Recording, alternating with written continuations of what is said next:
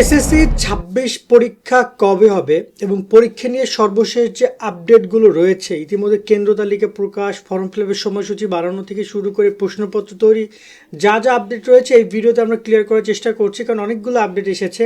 পরীক্ষা কবে হবে অনেকে প্রশ্ন করছো এবং অনেকেই জানো যে পরীক্ষা কেউ বলছে মার্চের শেষে, কেউ বলছে এপ্রিলে, কেউ বলছে জুনে, মে মাসে ম্যাক্সিমাম স্টুডেন্ট বলছে, এপ্রিলের শেষে বলছে।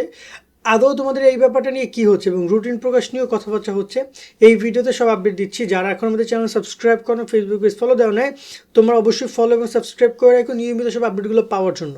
আর তোমাদের জন্য আমরা চালু করেছি এসএসসি ২৬-এর সাজেশন কোর্স, চাইলে কোর্সে যুক্ত হতে পারো, বিস্তারিত দেখে নাও। এসএসসি ২৬ পরীক্ষার্থীরা, তোমাদের জন্য আমরা চালু করেছি এসএসসি ২৬ সাজেশন কোর্স। এই কোর্সে তুমি পাচ্ছ সকল বিষয়ের সৃজনশীল, নৈবেত্তিক, সংক্ষিপ্ত প্রশ্নের সাজেশন পিডিএফ আকারে, জ্ঞান এবং অনুধাবনমূলক প্রশ্ন, গত ১০ বছরের প্রশ্ন যাচাই বাছাই করা হয়েছে। ইনশাল্লাহ ৯০% পরীক্ষায় তোমাদের কমন পড়বে এই প্রশ্নগুলো থেকে। অনলাইন এমসিকিউ পরীক্ষা আমরা তোমাদেরকে নিব, দৈনিক পড়ার রুটিন, আপডেট, গাইডলাইন সব কিছু পাচ্ছ এবং কোর্সের মেয়াদকাল একদম তোমাদের এসএসসি পরীক্ষা পর্যন্ত। মাত্র ২৯০ টাকায় তোমরা এই কোর্সে জয়েন হতে পারবে এবং পিডিএফগুলো ডাউনলোড করে পড়া শুরু করে দাও এখনই। বিকাশ বা নগদ থেকে এই নাম্বারে ২৯০ টাকা সেন্ড করো, এরপরে আমাদেরকে হোয়াটসঅ্যাপে জানাও, আমরা তোমাকে কোর্সে এখনই যুক্ত করে দিচ্ছি এবং ডাউনলোড করে পড়া শুরু করে দাও। আশা করি তুমি বিস্তারিত দেখেছো, অলরেডি অনেক শিক্ষার্থী কোর্সে যুক্ত হয়ে তাদের পিডিএফগুলো ডাউনলোড করে বইগুলো দাগিয়ে পড়া শুরু করে দিয়েছে। তোমরাও অনেকেই জানো পড়তে রাজি, কিন্তু কোন বিষয়গুলো পড়বা সাজেশন পাচ্ছ না প্রপারলি, তারা আমাদের শিটগুলো কালেক্ট করে পড়া শুরু করে দেয়, ইনশাল্লাহ ভালো কিছু হবে। এবার আমরা কথা বলি পরীক্ষা কবে হবে সে প্রসঙ্গে। প্রথমত দেখো, তোমাদের রুটিন নিয়ে কাজ করছে এবং রুটিন এই মাসের মধ্যে প্রকাশ করার সম্ভাবনা সবচেয়ে বেশি। আশা করি তারা খুব রিসেন্টলি রুটিনটা প্রকাশ করে দিবে। তারা এমন হতে পারে যে এই রিসেন্ট কয়েকদিনের মধ্যে রুটিন দিয়ে দিতে পারে। রুটিন দিলে পরীক্ষা কবে হবে সেটা আর প্রশ্ন থাকবে না, কারণ রুটিনই তো সব কিছু থাকবে, তাই না? সো এবছর রুটিনটা একটু অ্যাগ্রেসিভ হওয়ার কথা আমরা শুনছি, কারণ অনেকটাই নির্বাচনের কারণে পরীক্ষা পিছাইছে, রমজানের কারণে পরীক্ষা পিছাইছে। সো তারা খুব দ্রুততার সহিত পরীক্ষাগুলো নিয়ে নিবে। এটা এক প্রকার সুবিধা আবার অসুবিধাও বলতে পারো, কারণ যদি গুরুত্বপূর্ণ পরীক্ষার মধ্যে যদি বন্ধ না দেয়, যেমন গণিত, যেমন ইংরেজি, যেমন হচ্ছে তোমার আরও গ্রুপ সাবজেক্ট সায়েন্সের ক্ষেত্রে একটু যদি বন্ধ না পায়, একদম পরীক্ষা দিয়ে আজকে পরীক্ষা দিয়ে আবার কালকে পরীক্ষা দেওয়া একটু টাফ হয়ে যায়, রিভিশনের জন্য শিক্ষার্থীরা পর্যাপ্ত সময় পায় না। তো এই বিষয়টার প্রতি আসলে শিক্ষা মন্ত্রণালয় উচিত শুধু একটু নজর দেওয়া এবং প্রপারলি একটা সুন্দর রুটিনে পরীক্ষাটা নেওয়া।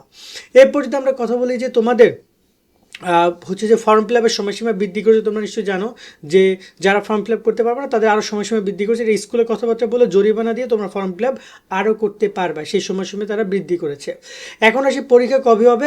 ইতিমধ্যে শিক্ষা মন্ত্রণালয় আনুষ্ঠানিকভাবে কোনো কিছু বলেনি, তবে শিক্ষা মন্ত্রণালয় একাধিক কর্মকর্তা এই বিষয়টা নিশ্চিত করেছে গণমাধ্যমকে যে তারা পরীক্ষার এপ্রিল মাসের শেষের দিকে, মানে এপ্রিল মাসে দেখা যায় যে ২৫ তারিখ থেকে ৩০ তারিখ এই টাইমের মধ্যে শুরু করবে, এমন একটা রুটিন তারা তৈরি করছে।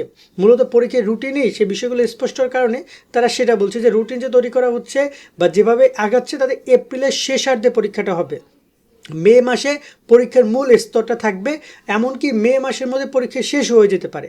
এপ্রিল মাসের শেষের দিক, মানে বুঝো তো শেষের সপ্তাহ মানে ২০ তারিখ থেকে ৩০ তারিখের মধ্যে পরীক্ষা শুরু করে পরীক্ষা শেষ করবে মে মাসের মধ্যে, এবং তোমাদের এরপরে রেজাল্ট প্রকাশ বা কার্যক্রম, খাতা দেখা কার্যক্রমগুলো পরিচালনা করবে। সো পরীক্ষা খুব বেশি কিন্তু বাকি নেই তোমাদের, এখন সুন্দর করে পড়াশোনা করো। এইটা হচ্ছে আপাতত পরীক্ষা নিয়ে আপডেট।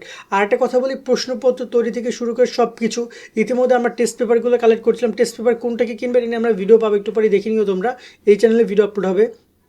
আমি বলবো যে পড়াশোনা শুরু করে দাও, নতুন অনেক কোশ্চেন থাকতে পারে, তাই এক্ষেত্রে বিগত সালের কোশ্চেনের সাথে সাথে টেস্ট পেপার কোশ্চেনগুলো সলভ করা থেকে শুরু করে একটু ভালোভাবে পড়াশোনা করা, বেসিকটা বোঝা, শুধুমাত্র একটা প্রশ্ন নির্ভর না, চেষ্টা করবে একই টপিকে 10টা-12টা প্রশ্ন দেখার জন্য, কারণ এক্ষেত্রে প্রশ্ন হুবহু কমন আসার ক্ষেত্রে তোমাদেরকে যেটা করতে হবে একটু ঘুরে পেঁচে তারা নতুনত্ব কিছু রাখবে তোমাদের প্রশ্নে, এই বিষয়টা মধ্যেই মাথায় রেখো।